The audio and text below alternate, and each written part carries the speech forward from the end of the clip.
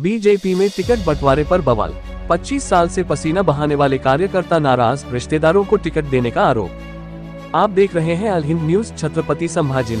छत्रपति संभाजीनगर महानगर पालिका चुनाव को लेकर बीजेपी में अंदरूनी घमासान खुलकर सामने आ गया है। प्रभात नंबर 2 में टिकट वितरण को लेकर पार्टी कार्यकर्ताओं में भारी नाराजगी और गुस्सा देखने को होते।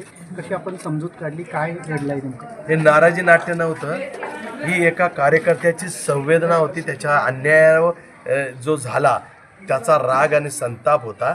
हे नाट्य नाही आहे, ज्यांच्या जीवनात घडतं त्याला कळतं, परंतु पक्ष एकाच वेळेस सगळ्यांना संधी देऊ शकत नाही आणि त्यामुळे निश्चितपणे कर्मठ कार्यकर्ता, समर्पित कार्यकर्ता, वर्षानुवर्ष पक्षासाठी काम करणारा मिळू शकली नसली तर त्याचा संताप होणं, राग होणं अनावर असतो आणि त्यामुळे तो मिटवण्याचं काम आम्ही माननीय शिरीषजी बोराळकर, आमचे माजी जिल्हाध्यक्ष, भाजपचे नेते आणि मी निश्चितपणे करायचं असतं। हे काम आहे भारतीय जनता पार्टीच्या नेत्यांचं की जाऊन कार्यकर्त्याला समजवणे आणि परत कामाला लावणे आणि भारतीच्या संघटनमध्ये हा गुणच आहे।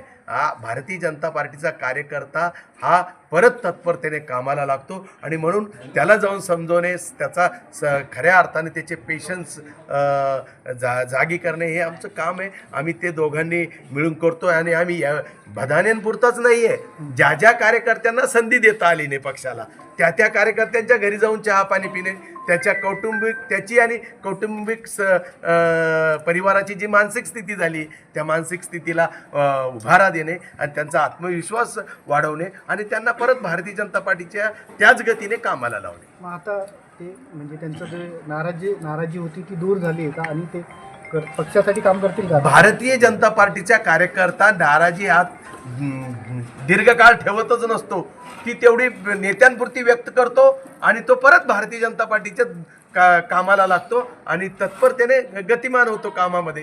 आता त्यांनी जो फॉर्म भरलेला आहे तो परत घेतील का? पुढे काय पुढचे? हे बघा आता फॉर्म परत घेण्याला अजून वेळ आहे आणि त्यामुळे कार्यकर्ता समजवल्या गेलेला आहे। बोराळकरजींनी आणि मी येऊन जवळपास 3 तासापासून आम्ही आणि हे बघा कार्यकर्त्याची नाराजी ही काही चुकीची नाही आहे, त्याची हक्काचं आहे आणि त्या हक्काच्या याच्यात कधी कधी गदा आली तर निश्चितपणे त्याला समजवण्याचं काम आम्ही दोघा नेत्यांनी केलं। वरिष्ठ पातळीवरून आपण म्हणजे सीएम साहेब किंवा प्रदेश अध्यक्षापासून काही बोलणं झालं की या संदर्भात? हे बघा ती जबाबदारी आमच्या दोघांवर त्यांनी दिलेली, बोराळकरवर, शिरीषजी बोराळकरांवर आणि संजय केनेकरांवर। कारण संजय केनेकर त्यांना माहिती आहे, संजय केनेकर आणि बोराळकर कार्यकर्त्याचं दुःख आणि कार्यकर्त्याची चिंता करणारी दोन्ही नेते आहे। निश्चितपणे ते कार्यकर्त्याची समजूत घालू शकतात, तेवढा विश्वास वरच्यांचा असल्यामुळं आम्ही आमच्या स्थानिक पातळीवर हे सगळे प्रश्न मिटवायचं ठरवलं। संभाजीनगरचे नंबर 1 चे नेते संजय केनेकर,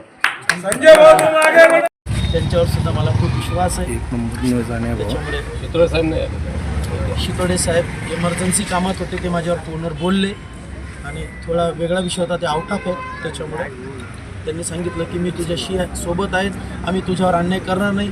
भारतीय जनता पार्टीचे जेवढे नेते ते सर्व बोलले, वरतीपर्यंत बोलले। काल आपण बघितलं बरेचसे महिला जे आहेत भाजपची कार्यकर्ता खूपच आक्रोश आहे, काय कारण सांगू शकतो?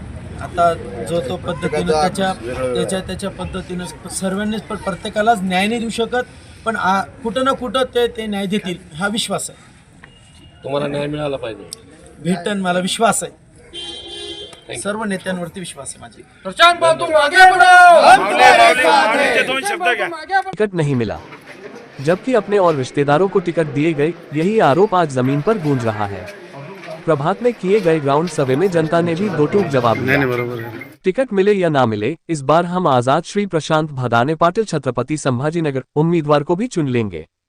मामले की गंभीरता को देखते हुए संभाजीनगर के आमदार संजय जी केनेकर बीजेपी कार्यकर्ताओं के साथ आपात बैठक की और भरोसा दिलाया कि कार्यकर्ताओं के साथ इंसाफ किया जाएगा और पार्टी किसी के साथ अन्याय नहीं होने देगी।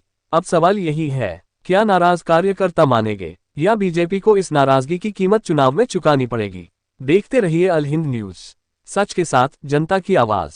444 श्री प्रशांत भदाने पाटिल छत्रपति संभाजीनगर।